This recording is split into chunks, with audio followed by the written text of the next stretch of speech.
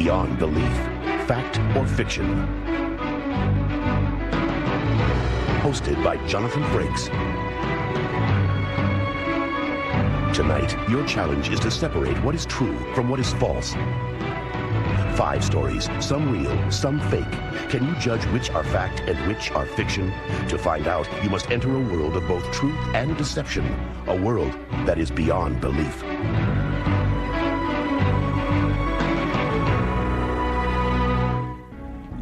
Have you ever noticed the curious things one sees discarded by the roadside?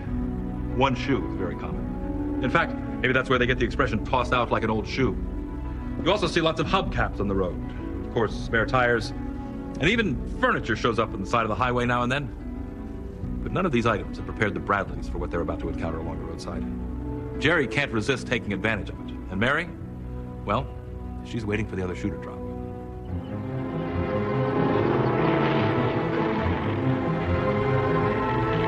My new husband, Jerry, and I considered ourselves the luckiest people in the world. We were married in our hometown of Gary, Indiana, and decided to drive cross-country to Los Angeles for our honeymoon. Yeah! Woo-hoo! We are here, my friend. Oh, yeah. Exactly. Oh. What a beautiful spot. Where are we? Near as I can figure, we are just outside of Flagstaff, on an old stretch of Route 66. I think. I don't know. So we're lost. Well, no, we're not lost. I mean, all roads lead somewhere, right? Come on, let's go eat. I'm starving. Nothing ever bothered Jerry. He just took things as they came. But I believe in fate. Everything happens for a reason.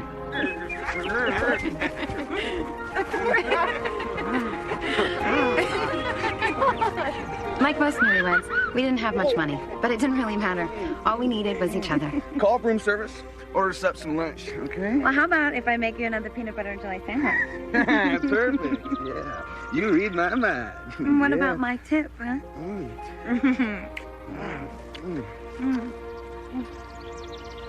What's wrong? There's something over there. Laid in the grass, right there.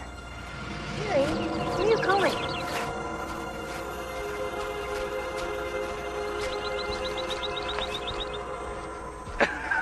You know what this is?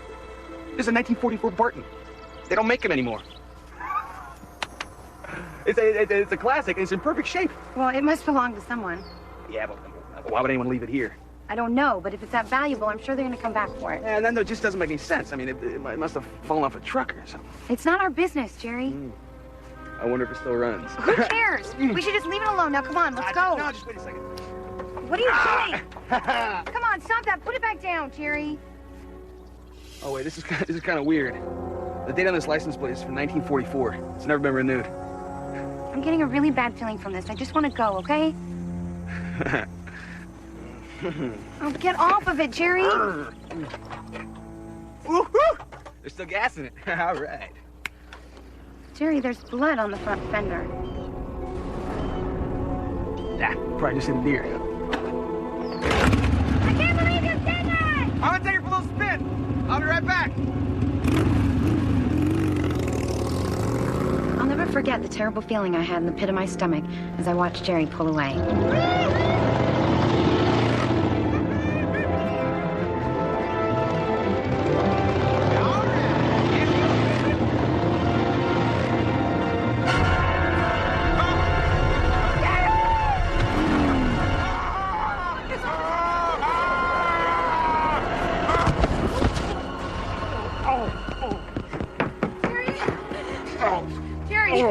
Are you all right? I think I broke my leg. Oh, the girl. Oh, I couldn't stop. Where is she? She's gone. And so is the motorcycle.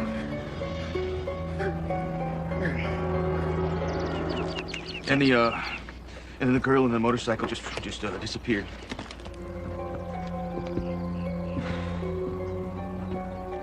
54 years ago, there was a terrible accident in this very spot. A young soldier, home from the war, borrowed his friend's Barton motorcycle. He sped down this road to see his girlfriend. They were going to meet right here, underneath that tree. It was late, getting dark, and he didn't see her standing by the side of the road waiting for him. He hit her, lost control of the bike. 2 young people, very much in love. died right here, 54 years ago to the day. What are you saying? Every year on this day, somebody sees that old motorcycle. But it always disappears before they can get to it. You're the only one who ever got to ride it and see the young girl. But why did this happen now? To us? Who knows? Joe, let's get him ready for transport. Looking back now, Jerry and I believe we were chosen to release the spirits of these two young lovers. Maybe now they can both rest in peace. What caused Jerry Bradley to fall off the motorcycle and break his leg? Was it all an illusion? Why have others reported seeing the same cycle on that same day every year? And where did the bike go? Could both Jerry and Mary have been hallucinating at the same time? Are we telling the truth in this story, or will it turn out that we're just recycling a lie? We'll tell you whether this story is true or false at the end of our show. Next, a mysterious stranger and a high-stakes pool game on Beyond Belief, Fact or Fiction.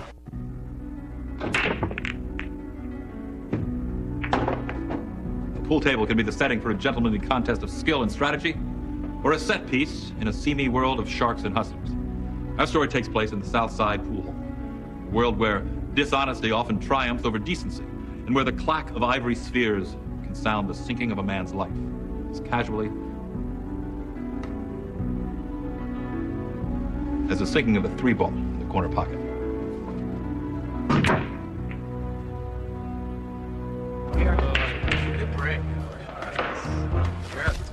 Maybe I love the game of pool too much. I bought the Southside Pool Hall 35 years ago. I never made a lot of dough out of it, but at least I was around the game every day.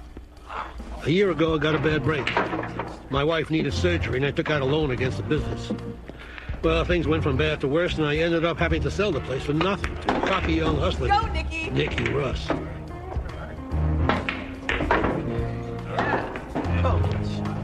All right, who's next? Gotta lose some kind. I'll play one arm behind my back.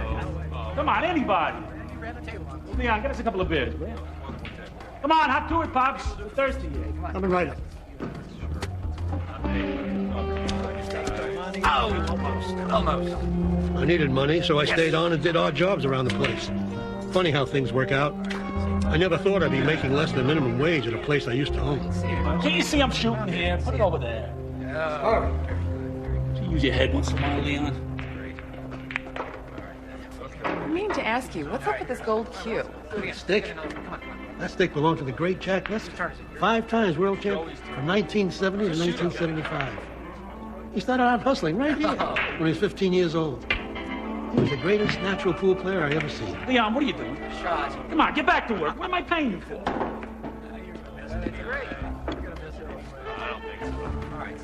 It was tough having Nicky Russ as a boss, but I was 65 years old.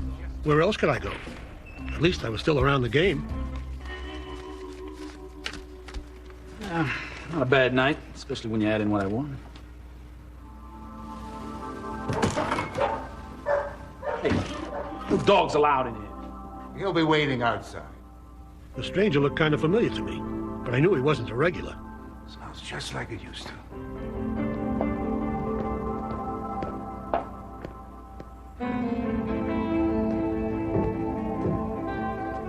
Still has plenty of play. You ever shoot here before? Yeah, a long time ago. I knew this man, but I just couldn't place him. It was driving me crazy. You looking for some action? Let's shoot some pool.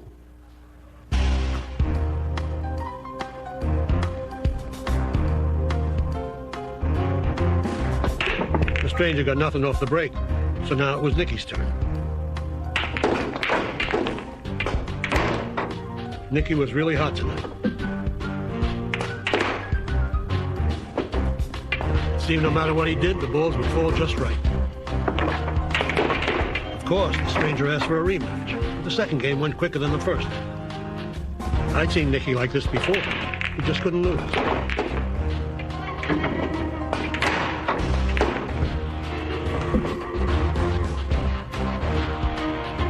When a guy is this hot, you don't bet against him.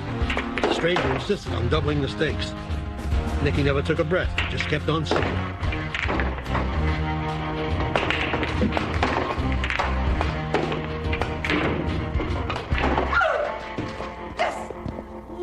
just scored 10 grand in 2 hours, baby. You're the best, Nicky. Mwah. Hey, look, it's late, and you're probably out of cash, so... How about one last game? For $50,000.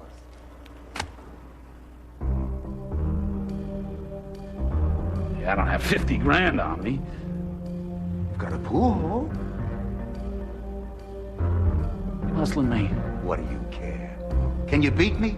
Play him, Nicky. You can't lose. It's 50 grand. All right. You're on, hotshot. There's just one condition. I want to change cues. Sure, go ahead.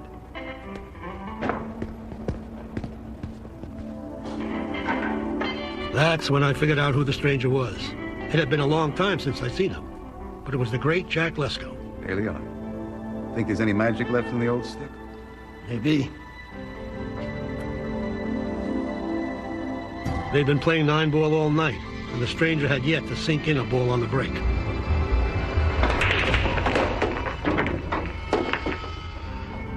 Ball on the break. The man wins. I don't believe this. I'm gonna give the bill of sale to Leon. It's his place again. I don't have to do that. Yes, you do. You lost. Take care, Leon. Thanks, Jack. I don't know how you did that. It didn't make any sense. I couldn't figure it out. Who was that guy? You two scammed me? No. You got beat fair and square by the great Jack Lesko. Jack Lesko, that's impossible. Why? Because Jack Lesko stopped playing pool about 15 years ago, when he went blind.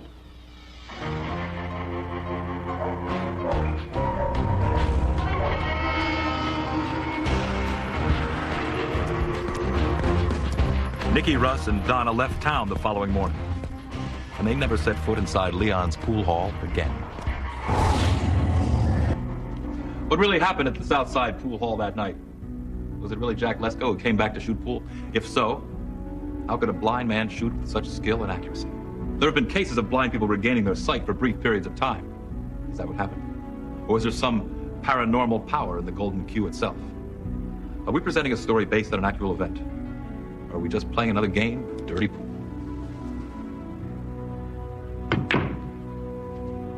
We'll tell you whether this story is true or false at the end of our show. Next, a small southern town hides a deadly secret on Beyond Belief, Fact or Fiction. What do you want to be when you grow up? Some of us keep asking ourselves that question well into middle age. For a young person just out of high school, the world is an exciting place. So many choices. Which is the right one? Yet some young people seem to know exactly what they want to do.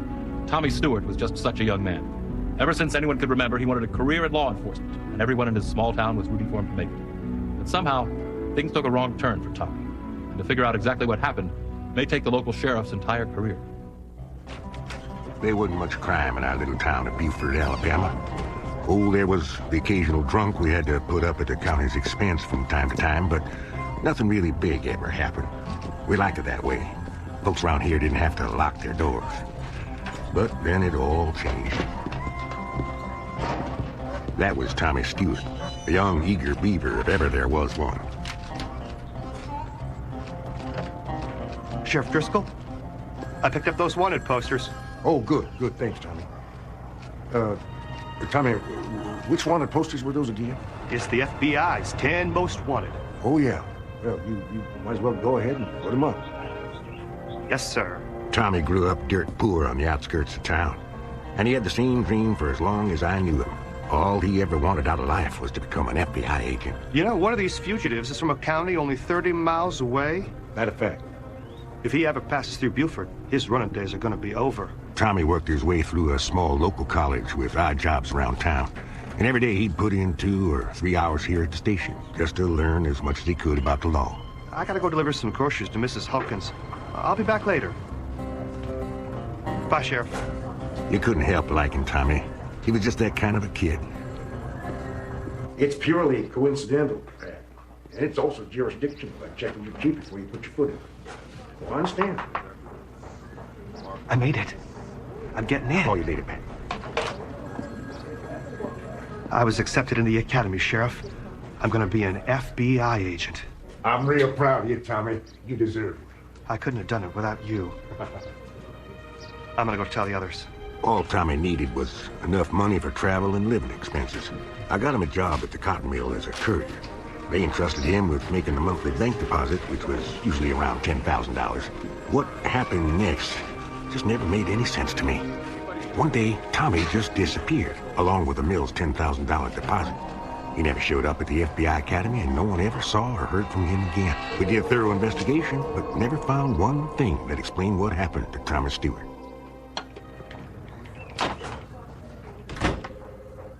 Sheriff Driscoll? I'm Sheriff Driscoll. Major Joseph Delaney, FBI. I'm here investigating a ring of counterfeiters we believe is operating in the area. Counterfeiting, huh? That's news to me. Yeah, well, hopefully I'll be able to wrap this thing up quickly and get out of your hair.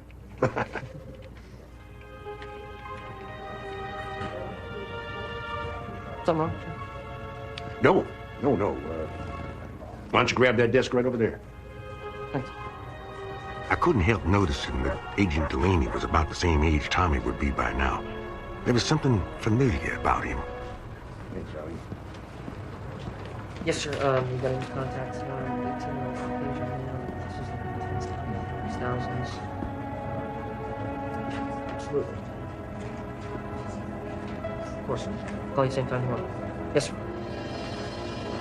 You know, I can't help but think that you and I met before. It's possible. I lived here in Buford about 5 years ago for a short time. Right before I entered the academy. You remember a local boy named Tommy Stewart? Yeah, I remember. We talked a few times about our mutual ambition to join the Bureau. That right? Yeah, it was terrible how he disappeared with all that money. Tommy Stewart was no thief. For the next week, I noticed that Agent Delaney didn't do much investigating. One of my deputies overheard him talking to the Bureau, trying to get himself transferred out of Buford. There was something wrong about Delaney, but I just couldn't put my finger on it. Sheriff Driscoll? Yeah, Arlene? Old Henry Meeks just called. He was hunting crawfish down at Briar's Bog when a body popped up. Said it just about gave him a heart attack.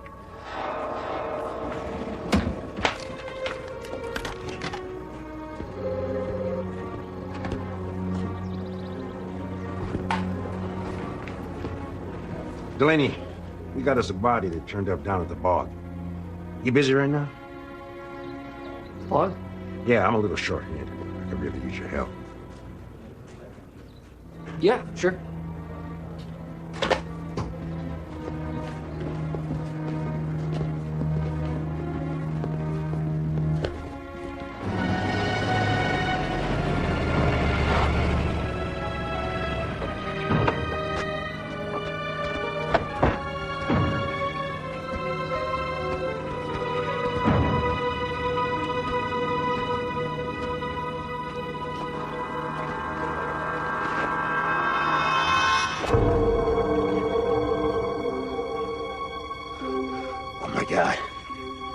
It's Thomas Stewart. Pete Moss must have preserved his body over the years. You set me up. What?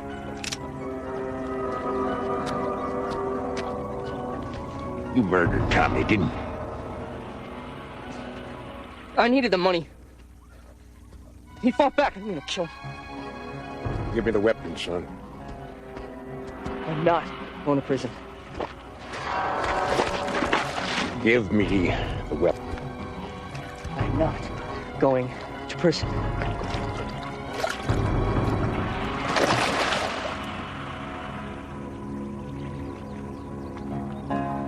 It was the strangest thing I ever saw. There was no splashing, no struggle. It was as if somebody reached up and pulled him down into the bog. But that wasn't the end of it. We recovered Joseph Delaney's body the following day, and there on his forehead was a deep gash that matched Tommy's exactly. Was it just a series of coincidences that brought FBI agent Joseph Delaney back to Buford? Or was it his own guilt that led him back? Like the old cliche, was he compelled to return to the scene of the crime? Or was the dead boy with the unfinished dream able to reach from his grave to accomplish what he had always wanted to do? Solve a crime and get his man. Is this story based on actual police files? Or should our writers be put under investigation? Next, a strange curse haunts a local cemetery on Beyond Belief, Fact or Fiction. One of the world's oldest occupations, that of the gravedigger. It's a profession that's guaranteed of future customers, and one that has been spotlighted in the works of Shakespeare, Edgar Allan Poe, and even Stephen King. And while reverence for the dead is an essential part of the work, our next story deals with a man who has none at all. Pete Ringwald is a bitter, nasty hull of a man. In fact, the dead are probably the only people he hasn't offended. And all that may be about to change. Thou preparest the table before me in the presence of mine enemies. Thou anointest my head with oil. My cup runneth over. Surely goodness and mercy shall follow me all the days of my life, and I will dwell in the house of the Lord forever. And so, Gabriel Pine, me and my buddy Bo got a job digging graves at the local cemetery in Baton Rouge, Louisiana. Right away, we didn't like it much. The thing that bugged us the most, our boss, Pete Ringwald, was the meanest man I ever knew. We hated working for him, but we needed the money. Pete had been the groundskeeper here for the past 20 years. He never really cared about nothing or nobody, especially the dead. Okay, preacher, it's time to wrap this medicine show up. Excuse me? I said wrap it up, put a lid on it. You're cutting into my lunch hour. Let us all join in a final amen. For it's time to leave these green pastures and return to our homes. Amen. Amen.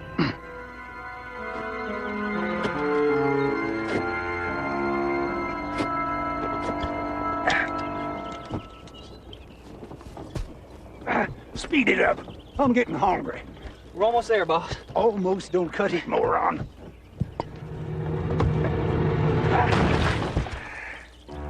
There. Rest in peace. Well, that ain't right, Tim. You shut your mouth. Don't you say what's right in my cemetery. Even a damn dog can do your job. Now, fill in that hole.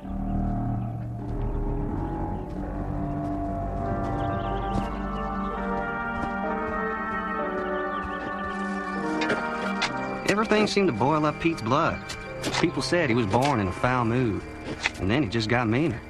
An awful, awful man, not well You hear that, boss? read, no respect for anyone, not even the dead. Somebody's singing somewheres. Shut your mouth, dummy. I never call no break.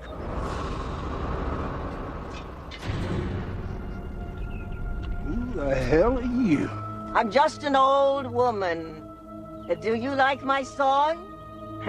It's all about you. Get out of my cemetery, you shriveled up old bat.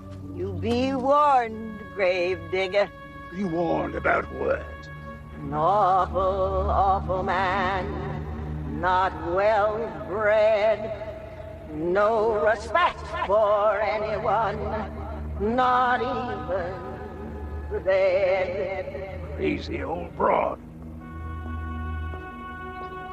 You two idiots get back to work or I'll fire the both of you.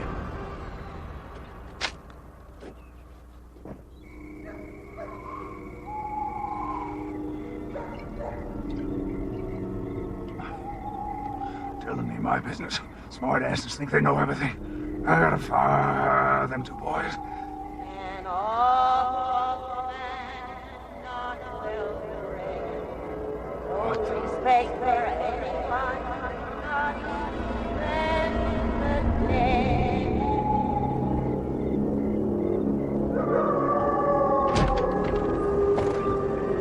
An awful, awful man, not well bred, no respect for anyone, not even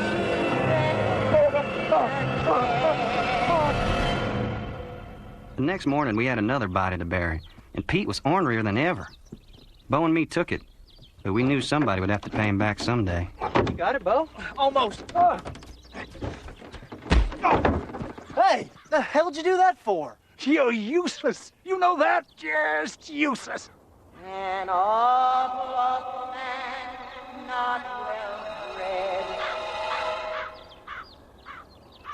No respect for anyone, not even What? the dead. Nothing. Go on and Bury this thing. Bury it deep. Put rocks on top of it.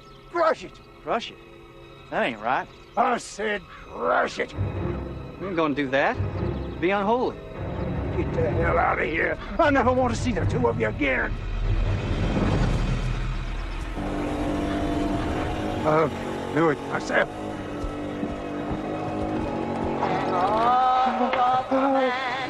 Not well. Janet! You're dead! You hear me? Anyone? You're dead! You hear me?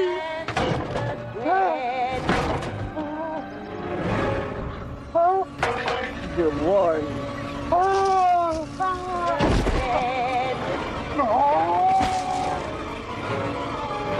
Pete Ringwald died in the old woman's grave that day.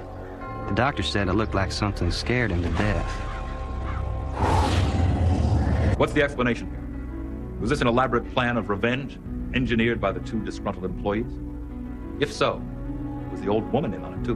Or was her spirit just making sure that her body received a proper burial? Is this story of the wicked cemetery boss based on an actual event? Or are we burying the truth beneath a mound of lies?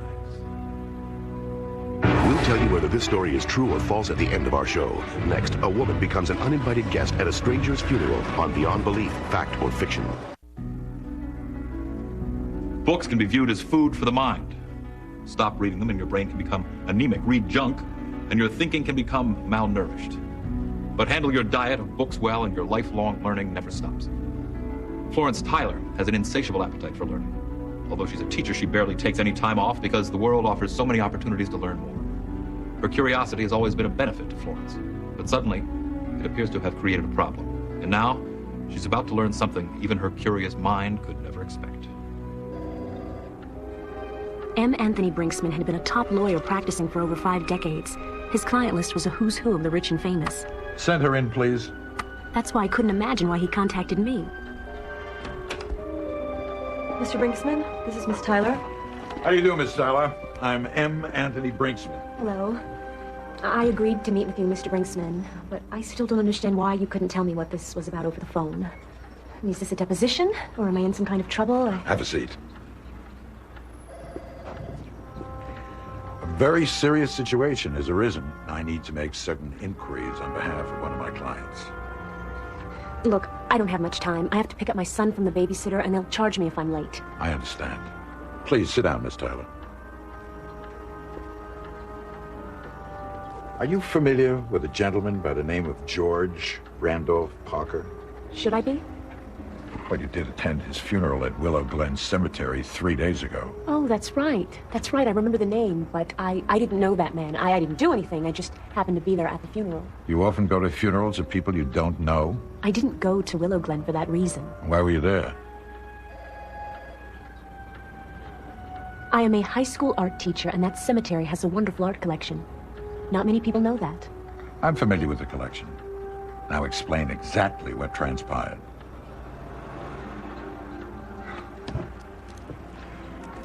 This is very important. I went there to do some research for my class. I hadn't been there in quite some time. I spent about 2 leisurely hours wandering through the different sculpture exhibits.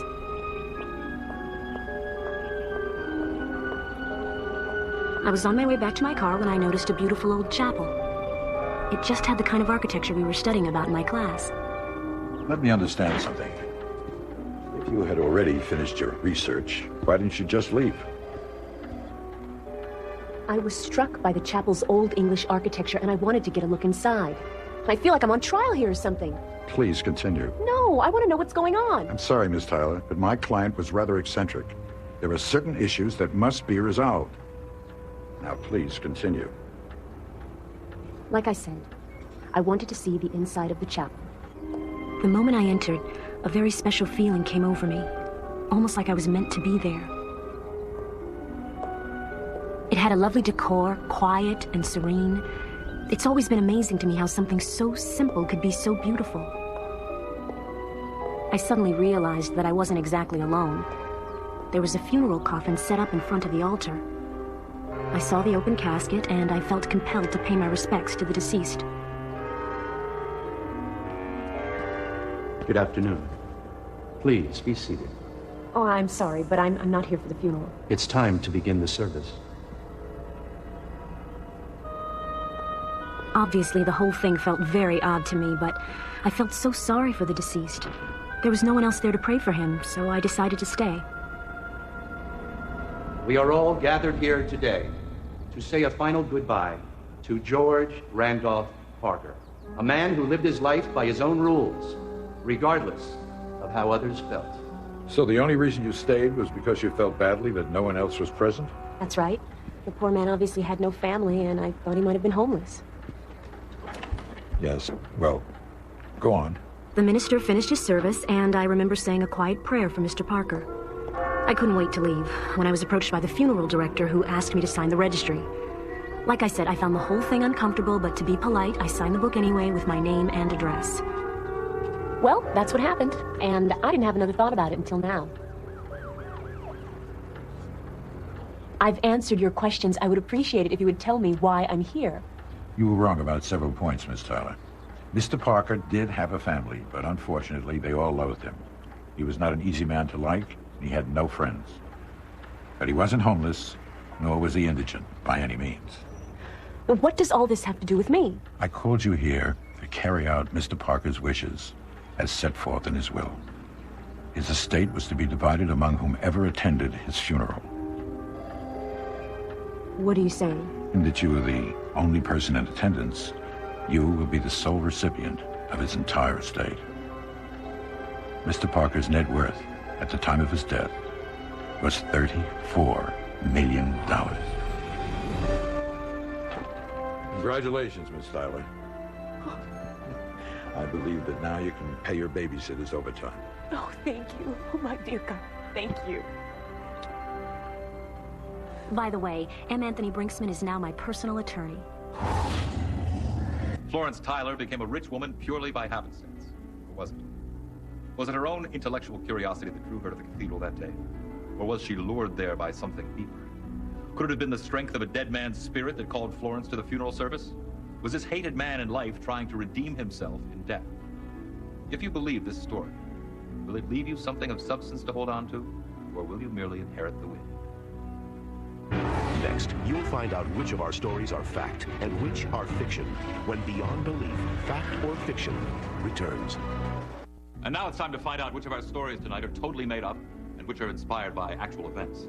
Let's take another look at the story of the Phantom motorcycle. Was this one fact or fiction?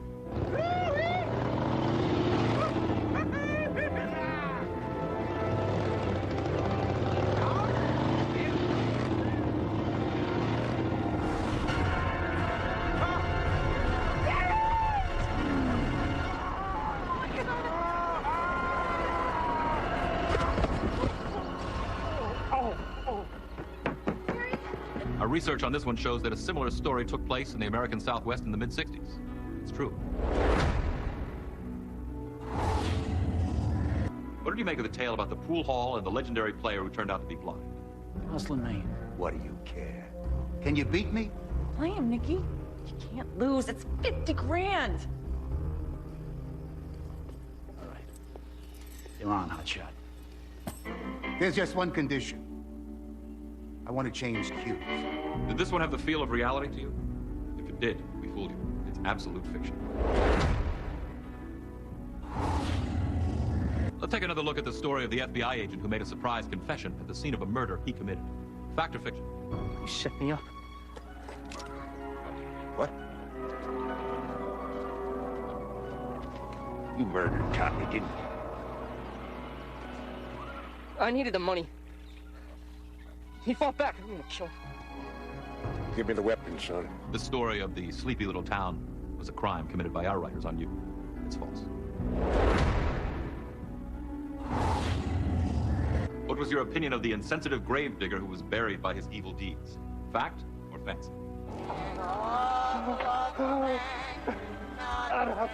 Get him! You're dead! You hear me? You're dead! You're dead! You hear me?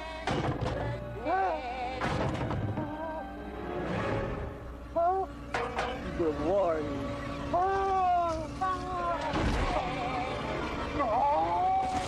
If you guessed this one was inspired by real events, you're right. It happened on the southeast coast the late 80s. Now let's take another look at the story of the young woman who became the only mourner at the funeral of a stranger. True or false? What are you saying?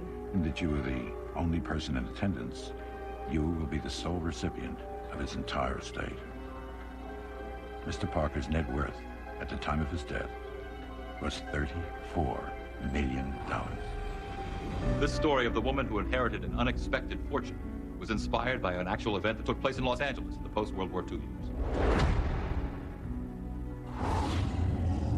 Could you trust your senses tonight? Did things turn out to be as they seemed to be? Or were your senses blunted by circumstances that were beyond sensory perception, beyond logic, in fact, beyond belief? Jonathan Frakes. The story entitled Gravedigger's Nemesis is true, based upon first-hand research conducted by author Robert Trelins. For Beyond Belief, Fact or Fiction, this is Don LaFontaine.